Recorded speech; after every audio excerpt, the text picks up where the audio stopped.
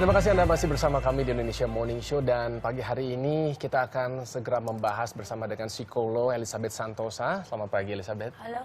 Lizzie saya tangkap panggilnya, dan juga Mbak Erlinda, Sekretaris Komisi dari Perlindungan Anak atau KPAI, yang tadi kita sudah lihat bahwa kemarin ini mendapatkan laporan ada keluarga yang menelantarkan anaknya. Tapi kita belum tahu perkembangan terkininya karena mungkin Erlinda yang tadi malam masih berada di sana. Iya, kita sampai larut malam. Baik di Polda maupun di rumah sakit kita berbagi dengan Peksos dari Kemsos. Karena ada 5 anak dengan situasi kondisi yang sangat berbeda-beda. Yang satu ada yang cukup stabil, yang paling kecil, karena kita langsung kondisikan dengan bermain dan kita tidak pernah ingatkan dia dengan lingkungan keluarganya. Namun kondisi yang sangat parah itu ada di Ananda D yang laki-laki, anak nomor 3. Dan anak nomor 1 kedua ini kan kembar, yang paling parah ini anak nomor 1 yang kakak ini. Parahnya kenapa? Parahnya dia depresi yang sangat dalam. Pada saat kalaupun diungkapkan kalimat tentang keluarganya pun juga dia langsung berubah total. Dan tampak terlihat dia agak canggung karena sepertinya sih dia mendapatkan perlakuan brainwash ya dari orang tuanya. Pada saat dia bersentuhan dengan adiknya yang laki-laki, itu terjadi pertengkaran cukup hebat semacam itu. Nah, hal-hal demikian ini yang kita juga kemarin kondisikan yang sedemikian rupa agar mereka bisa bersama-sama terus. Jadi kita evakuasi tuh ya sampai 3 mobil karena situasinya, kondisinya di luar prediksi kita. Karena orang tuanya melawan, orang tuanya melakukan satu tindakan-tindakan yang kepolisian sendiri juga berpikir harus cepat tegas ya gitu. Karena Ananda D ini mengatakan ada senjata api di rumahnya. Namun pada saat digeledah ternyata memang ada senjata api, tapi ternyata bukan pistol ya, tapi yang untuk rokok itu isinya pemantik rokok. Nah, tapi Ananda D ini udah ketakutan yang sangat luar biasa. Tapi nggak saat ini berarti hasil penelusuran gitu. Kalau dari penglihatan KPAI seperti apa sih, apa yang terjadi di sana? Iya, terjadi di sana itu sesuatu yang memang abnormal ya. Dari sisi orang tuanya cara berbicara pun juga sangat aneh. Lingkungan di dalam rumahnya juga lebih bagus kandang sapi saya yang ada di Cirebon gitu ya. Lebih teratur, lebih bersih. Kita masuk itu seperti kapal pecah, kondisi bau busuk yang seperti di tempat TKP pembuangan sampah, dan anak-anak pun juga di dapur itu tidak ada piring ataupun gelas yang bersih. Tapi yang sangat unik, buku-buku tertata dengan rapi. Tapi pakaian bersih, pakaian kotor yang ada di ruang tamu sampai ruang yang ke dapur itu berserakan, entah nggak jelas bentuknya. Yang bersih yang mana, yang kotor yang mana, sampah-sampah semua ada di lantai dan di kursi serta di meja. Padahal mereka tinggal di lingkungan elit. Boleh katakan elit. Iya. Mereka juga terlihat tadi memiliki kendaraan lebih dari 1. Iya, 4 total kendaraannya 4. 4 malahan. 4, dan juga berprofesi sebagai seorang dosen, dan mereka juga dua-duanya adalah lulusan sarjana. Bahkan suaminya adalah sarjana S2 ya. Iya, betul, magister. Iya. Dan namun pada saat pagi kita kan adakan evakuasi itu 2 kali. Pertama kali itu pagi jam 9, itu memang orang tuanya sudah mengeluarkan bau alkohol yang menyengat. Ya. Dan masih pagi dan dia juga sama kita ini mengancam. Padahal kita juga didampingin oleh Polsek setempat ya, Pondok Gede. Dan mereka ayah ini melakukan perlawanan dan mengeluarkan kata-kata yang kasar. Ibunya pun juga demikian, kata-kata yang sangat kasar. Dan kami khawatir karena ada jeritan dari dalam rumah. Karena kan kami dengar itu ada 4 putri. Karena mereka melihat di jendela dan sebagainya. Nah, namun kejadian ini harus menjadi satu pembelajaran dan mungkin akan menjadi telah kajian kami dari KPAI beserta mitra lembaga. Apa yang terjadi fenomena semacam ini? Karena dilihat dari strata kehidupan mereka cukup tinggi ya, mapan, berpendidikan, Dan boleh dikatakan ya apa sih yang kurangnya gitu Iya, kan? betul. Toh katanya tadi juga dia edukator kan? Betul. Dari salah satu universitas lagi. Iya, tapi memang yang kita ketahui juga 5 anak ini tidak ada yang bersekolah begitu ya, belum diberikan pendidikan. Tapi mungkin saya akan ke Mbak Lizzy, apa sih kalau misalnya Mbak Lizzy boleh melihat gitu ya, secara psikologis apa yang terjadi di sana? Oke, kalau saya melihatnya ini pasti disfungsi keluarga. Disfungsi keluarga itu memang apa ya? Jadi kalau menurut teori Bowen, kita katakan bahwa keluarga itu seperti satu tubuh. Kepala ada yang bermasalah, itu pasti istrinya juga kena, anak-anaknya juga kena. Jadi kemungkinan istrinya juga seperti ini juga pasti karena ada percekcokan juga. Ini pasti sudah terakumulasi. Nah, kalau ngomongin tentang gangguan jiwa, I think sorry to say it's too early. Terlalu dini untuk mengatakan ini gangguan mental, walaupun perilakunya seperti itu, ada agresi, ada violence di situ. Tapi kalau dikatakan dari pagi sudah tercium bau alkohol, kemungkinan besar ini ada masalah adiksi alkohol. Dan kalau orang sudah tergantung dengan alkohol, itu memang dekat dengan perilaku kekerasan, dekat dengan perilaku agresi, dekat dengan penelantaran diri. Jadi ini ciri-ciri orang yang ketergantungan obat-obatan atau tergantungan alkohol. Nah, apalagi kalau sudah lama seperti ini. Kalaupun masuk gangguan mentalnya dia akan masuk ke golongan aksis 2, which is karena ada stimulannya. Oke, dan selain alkohol, hal-hal apa lagi yang menurut Lizzy ini yang sangat bisa memancing seseorang untuk mengubah perilakunya atau berubah perilakunya? Well, stimulan very, ya. Kecuali kalau stimulan memang tidak ada alkohol. Cuma maksudnya kalau dilihat dari sini sih pasti kayaknya ada indikasinya ketergantungan alkohol. Tapi kalau tidak ada, ya pasti masuknya ke gangguan mental juga. Ada masalah gangguan agresi di situ. Tapi ini sangat tipikal. You know, this is typical alkoholik ini seperti ini keluarganya. Maksud saya di sini selain tadi dari alkohol ataupun juga narkoba lah katakanlah, ada nggak pemicu-pemicu lain yang bisa membuat orang itu sampai segitu agresifnya, sampai membenarkan dirinya melakukan penelantaran terhadap anak? Apakah misalnya kondisi pekerjaan, ataukah misalnya kondisi lalu lintas yang belakang kita semakin stres menghadapinya, akhirnya ditumpahkan ke situ? Daily stress itu pasti ada. Kita tinggal di kota besar, you know, pekerjaan itu bisa menimbulkan stres. Tapi kembali lagi kan terhadap daya tahan atau resiliensi dari orangnya. Tapi orang normal idealnya menangani stres sehari-hari dari pekerjaan itu nggak akan berlaku seperti ini. Pasti harus ada something wrong gitu ya, nggak? Karena secara normal kita juga facing the same problem every day, the same traffic every day. Tapi kita nggak begitu kepada anak kita.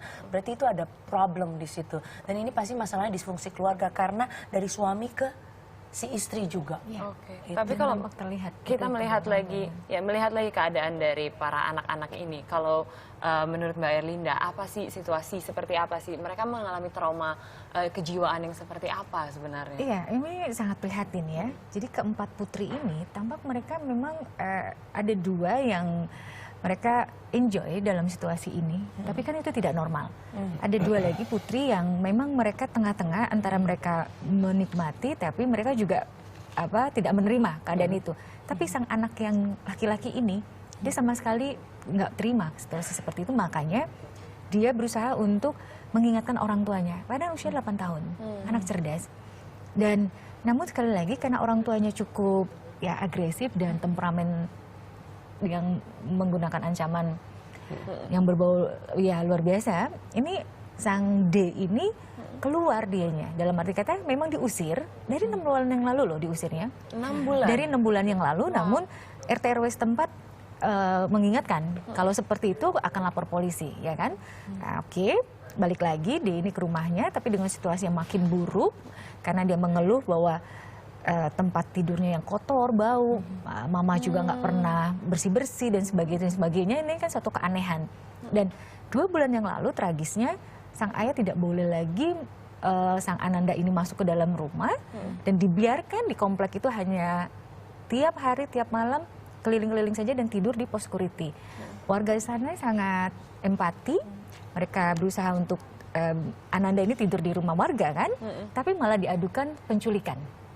Malah diadukan sesuatu yang buruk, semacam itu. Akhirnya warga kan ketakutan. Oleh karena itu, nah ini bentuk-bentuk yang semacam ini yang akhirnya ada konsep diri sang D ini yang jadi rusak. Dia ingin survival di luar, namun dia juga bingung seperti apa dia harus survive-nya. Mohon maaf, jadi ada semacam, dia juga misalnya mengambil sesuatu yang bukan milik dia. Walaupun memang dia tidak paham. Akhirnya diajarkanlah oleh warga setempat untuk hal sesuatu yang baik. Memang mereka kan dari warga yang baik juga sebenarnya. Dia juga ditanya agamanya apa, oke Muslim, diajak sama warga juga untuk beribadah kan. Namun pada saat tahu Ananda ini dikasih makan, dikasih sesuatu kebaikan, ayahnya ini malah ya tadi merusak jiwa anak ini lagi dengan pukulan, mengancam dan sebagainya. Mbak Erlinda, kalau tidak salah kami mendapat laporan kalau sempat ya masuk ke dalam rumahnya. Iya, sangat. Iya, karena kita evakuasi 2 kali. Betul. Yang pertama evakuasinya cukup baik, tapi 3 anak perempuan yang di dalam ini tidak bisa kita masuk. Orang tua perempuan terutama yang memang melakukan defense yang kita jaga hati-hati. Iya, ada satu ruangan atau kamar gitu ya di lantai 2 yang katanya rekan-rekan dari media yang ikut dalam proses evakuasi itu tidak bisa masuk. Ada apa? Iya, Lantai 2 ya? Ini memang masih dalam investigasi lanjutan karena pada saat kemarin itu kita fokus untuk menyelamatkan kelima anak ini. 2 sudah standby dengan di rumah kita, shelter di rumah penduduk ya. 3 lagi ini kita khawatir karena D, anak ketiga laki-laki ini mengatakan bahwa ada senjata api kan. Nah, kita khawatir ada di dalam, jangan-jangan ada sesuatu yang buruk. Nah, ini kita tidak mau, kita berbagi peran kemarin, kami dari KPAI bersama Kemensos itu menyelamatkan ketiga anak, sampai ada adegan tiarap-tiarap juga. Dan sang ibu yang kita lihat lemah tapi ternyata luar biasa, dia mempunyai defense-nya itu ya, perlawanannya. Dan pada saat kita mau ke atas itu tidak diperbolehkan. Tapi sekali lagi polisi juga kan punya taktik strategi yang cerdas. Namun situasinya sangat-sangat dilematis dan darurat sekali. Oleh karena itu kami juga meminta pada semua media untuk memahami jiwa dari ketiga putri yang masih ada di dalam itu untuk jangan disorot. Karena pada saat kamera disorot, Ananda itu langsung menangis dan teriak seperti mereka seperti apa. Nah, itu juga pembelajaran buat kita semua bahwa sistem peradilan pidana anak yang mengatakan di pasal 9, identitas anak itu wajib disamarkan, dirahasiakan, itu memang betul sekali. Sampai hari ini 2 anak dari kelima ini karena dia tersorot dengan media itu, kamera, ini trauma dia. Jadi kalau ada lampu langsung menjerit nangis. Nah, ini PR panjang lah buat kita semua. Satu sisi kita memang, mohon maaf ya saya harus ungkapkan, ini kita sudah koordinasi dengan psikolog juga. Kalaupun misalnya kami ingin memisahkan seperti apa, pemisahan dengan orang tua kan memang sangat menyakitkan. Betul. Tapi pada saat kita biarkan, kami khawatir konsep dirinya, konsep jiwanya jadi hancur, jadi rusak, dan anak-anak ini menjadi satu individu yang secara fungsi sosialnya juga rusak. Ya. Dan itu memang ada aturannya di negara kita, kita bisa mengambil hak dari orang tua tersebut ya. Jika memang dilanggar ya. Jika memang orang tua dianggap tidak cakap dengan melalui tahapan-tahapan ya, investigasi, assessment lebih lanjut, lebih dalam dan secara holistik. Namun sekali lagi memang saat ini yang terbaik harus kita pisahkan dulu, karena orang tua juga mempunyai cara pandang yang salah dalam mendidik anak.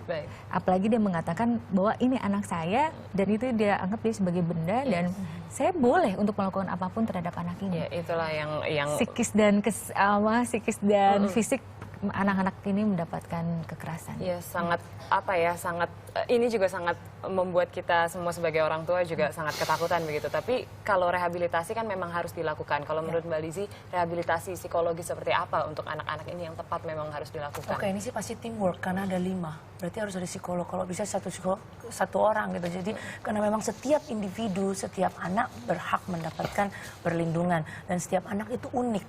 Ya, penanganannya beda. Tadi Ibu Erlinda katakan anak nomor ini sama nomor ini berbeda. Nah, itu kita harus telusuri lagi, evaluasi lagi.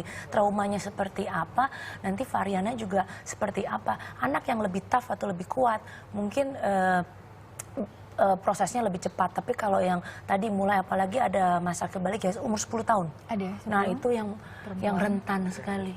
Rentan terhadap self-image-nya. Ini kan masa-masa yang very krusial buat perkembangan psikis dia. Mungkinkah tapi anak itu bisa recover dari traumanya dia kalau dia sudah mengalami hal seperti ini di masa Sulit kecilnya? ya, prosesnya panjang sekali. Karena apapun kita berikan intervensi, tapi ini monitornya ini kan harus kita lihat terus nanti. Hari ini udah dikasih terapi, besok kasih terapi bulan depan, tapi setahun depan, tahun depannya lagi kita lihat pantau terus. Ya kan, bagaimana dia berfungsi sosial. Mungkin dia sudah bisa sekolah mungkin tahun depan, tapi bagaimana dia menghadapi trauma, apalagi nanti pada saat dewasa mulai membangun keluarga, sementara dia punya trauma mengenai disfungsi keluarga itu sudah ada dari masih kecil. Baik. Terima kasih banyak atas masukan-masukannya, Lizzie dan juga Mbak Linda, atas informasi terupdate-nya. Memang setiap orang tua ini pasti mengharapkan memiliki anak yang baik, tapi kadang kita suka terlena bahwa kita hanya menyerahkan itu kepada orang lain atau pihak lain dan kita tidak memberikan teladan yang baik kepada keluarga kita. Betul sekali, tapi kan menjadi orang tua juga harus kembali ya melakukan fungsinya masing-masing. Karena anak bagaimanapun juga tidak pernah minta dilahirkan. Betul, dan kita berharap anak itu berperilaku yang baik dan kita harus bisa mulai dengan menggunakan misalnya pemilihan kata-kata yang baik. Dan berikut ini kita akan menghadirkan segmen ekonomi dan bisnis sesaat lagi, tetaplah bersama kami Indonesia Morning Show, segera kembali.